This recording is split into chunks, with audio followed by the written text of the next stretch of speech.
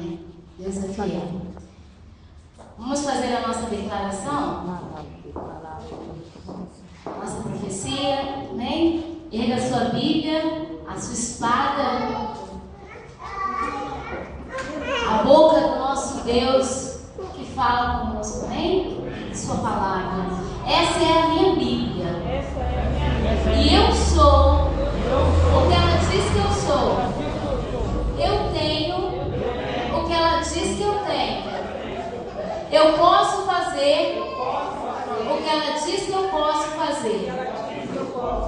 E hoje eu serei tocado pela palavra de Deus. Eu audaciosamente confesso que a minha mente está alerta, que o meu coração está receptivo, e eu estou pronto para receber a incorruptível, a indestrutível, sempre viva semente da palavra de Deus. E eu nunca mais serei o mesmo. Nunca. Nunca. Nunca. Em nome de Jesus.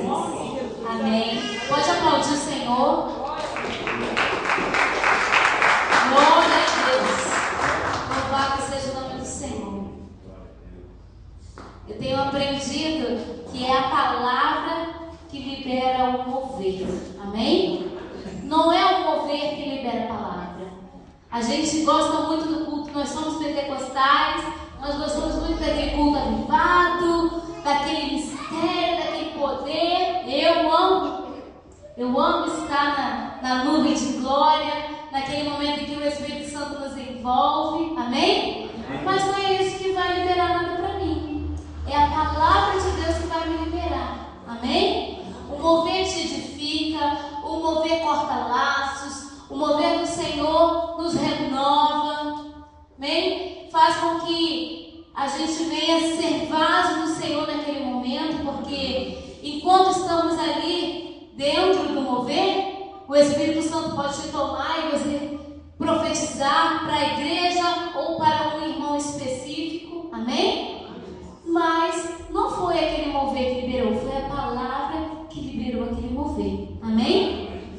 Glória a Jesus. Então, como eu estava falando no início, nós estivemos aqui ministrando o capítulo 19 de 1 Reis.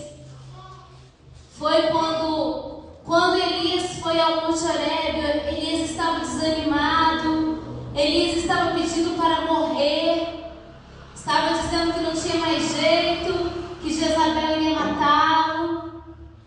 E Deus chama ele para um tete a tete e fala: vai, unge certas pessoas. E ele manda Elias ungir 3 pessoas. A última pessoa, ele fala: vai e unge a Eliseu, profeta, em teu lugar.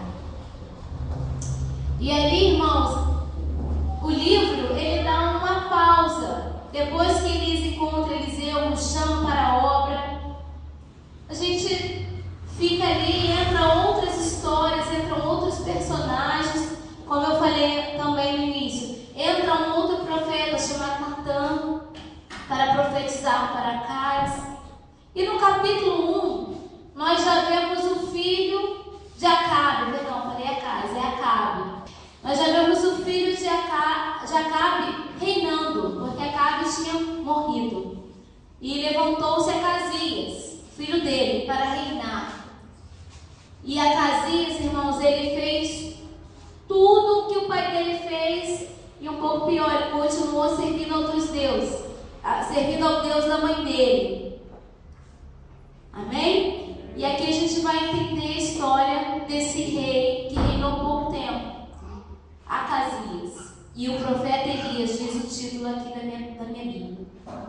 Versículo 1 diz assim: depois da morte de Acabe, revoltou-se Moabe contra Israel, e caiu Acasias pelas grades de um quarto alto em Samaria, e adoeceu, e enviou mensageiros e disse: ide, consultai a Baal-zebub, Deus de Ecrom, se sararei desta doença. Aí aqui, irmãos, eu vou dar uma pausa já, porque o Espírito Santo ele já começa a falar.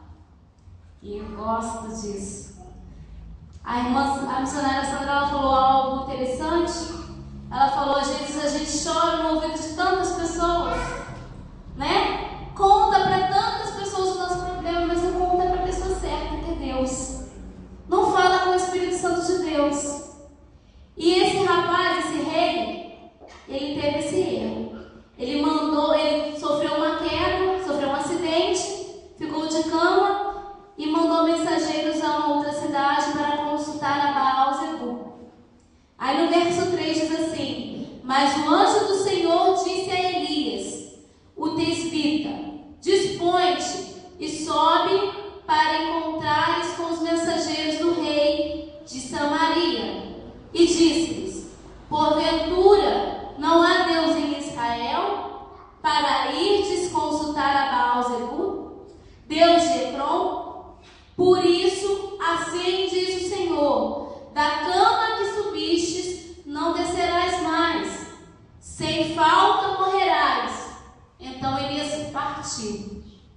E Elias, aqui nesse capítulo 1, eu pude ver que Elias ainda estava envolto aquele medo, aquele terror que Jezabel, mesmo depois de morta, tinha imposto a ele. Ele corre, ele vai para o monte, logo após entregar a mensagem. Aí no versículo 5 diz assim: e os mensageiros voltaram para o rei, e este lhe perguntou: que há? Por que voltastes? E eles responderam: um homem nos subiu ao encontro e nos disse: ide, voltai para o rei que vos mandou, e diz-lhe: assim diz o Senhor: porventura não há Deus em Israel, para que mandes consultar a Baal-Zebub, Deus de Efron? Portanto, da cama que subistes, não descerás, mas sem falta morrerás. Que responsabilidade para esses mensageiros, né, irmãos? Falar para o rei: não tem jeito para a tua doença, você vai morrer. Primeiro, essa sentença foi dada por quê? Porque ele estava seguindo os deuses da mãe dele, a Baal. Ele estava fazendo tudo errado, como o pai dele, Acabe, havia feito. E na hora da enfermidade dele, irmãos, que na maioria das vezes é o que nos leva ao Senhor, não é assim? No momento de dor, no momento de luta, numa enfermidade, aí a gente lembra que tem uma igrejinha perto da nossa casa, a gente vai lá para orar, né? Não é assim?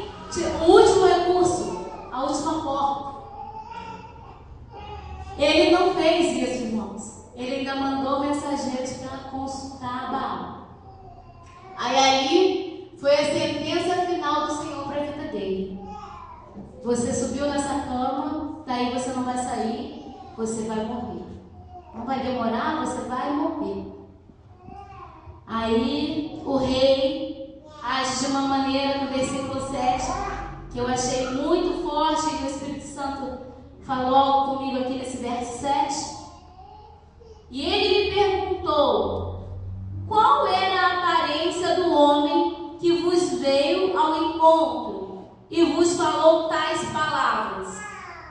Na tradução da Bíblia como estou lendo, que é a Revista Corrigida, que é onde eu faço no devocional, esse versículo está dessa maneira aqui: qual era o traje, quer dizer, qual eram as vestes do homem que veio ao encontro de vocês e falou tais palavras?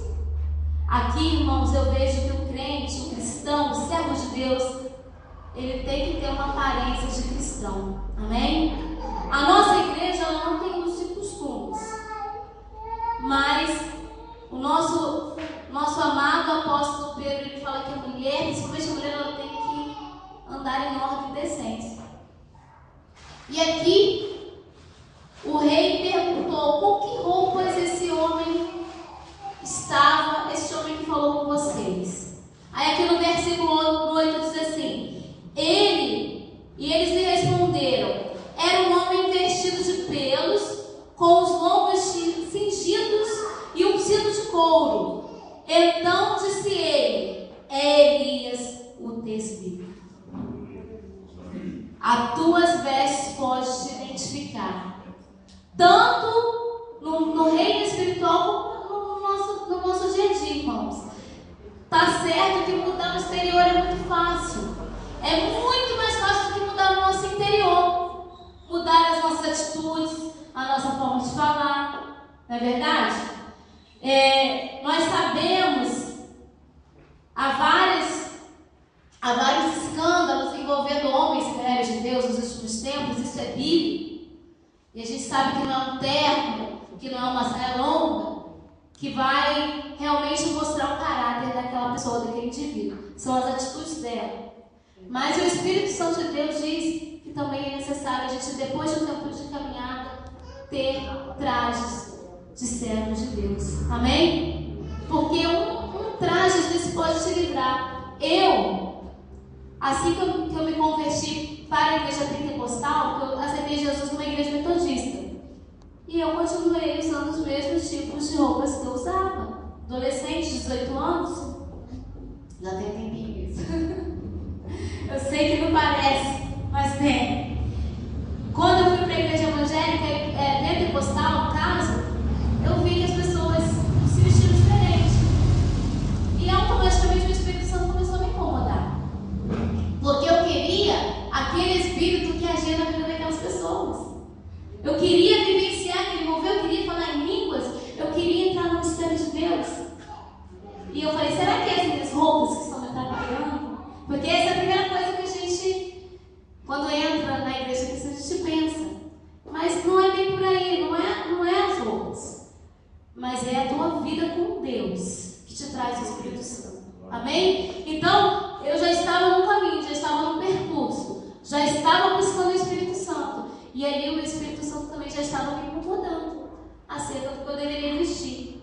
E comecei a usar vestes cristãs. Irmãos, eu morava, minha vida toda morei num lugar chamado Cidade de Deus. Quem conhece? Ela é famosa nos noticiários, lá no Rio de Janeiro.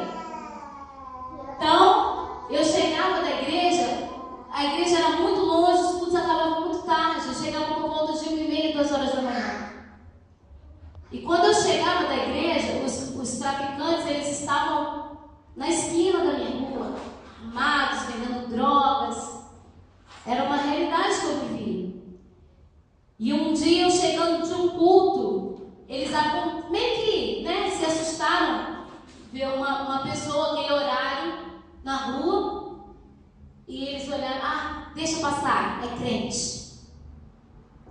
Então, você pode ter livramento, amém? O Senhor, Ele faz com que a gente venha a ser identificado, venha a ser um referencial. Se eu tivesse como antes, eu não sei o que teria acontecido comigo. Entendem? Vocês estão entendendo o que o Espírito Santo está falando aqui para nós essa noite? Então vamos lá. Então o rei identificou quando os mensageiros descreveram como Elias estava vestido. E nisso ele toma uma atitude, versículo 9. Então lhe enviou o rei um capitão de 50, com seus 50 soldados, que subiram ao profeta, pois estava sentado no cimo do monte. Quer dizer, já estava lá no alto monte, se escondendo. E disse-lhe o capitão: homem de Deus, o rei diz, desce. E Elias, porém, respondeu ao capitão de 50: se eu sou um homem de Deus, desça fogo do céu e te consuma a ti e os teus 50. Então o fogo desceu do céu e consumiu a ele e aos seus 50. Apavorante, né, irmãos? É forte, um texto forte. Só que o rei não ficou satisfeito. Tornou o rei, versículo 11, tornou o rei a enviar outro capitão de 50, com os seus 50. E este lhe falou e disse: homem de Deus, assim diz o rei, desce depressa. Esse ainda foi mais arrogante ainda com Elias, né? O primeiro disse: desce. E esse não. não, desce depressa. E respondeu Elias e disse: se eu sou um homem de Deus, desça fogo do céu e te consuma a ti e teus 50. Então fogo de Deus desceu do céu e o consumiu a ele e aos seus 50. Versículo 13. E tornou o rei a enviar terceira vez um capitão de 50, com os seus 50. Então subiu o capitão de 50, indo ele, pôs-se de joelhos diante de Elias, e suplicou-lhe, e disse-lhe: homem de Deus, seja, peço-te, preciosa aos teus olhos a minha vida, e a vida destes 50 teus servos, pois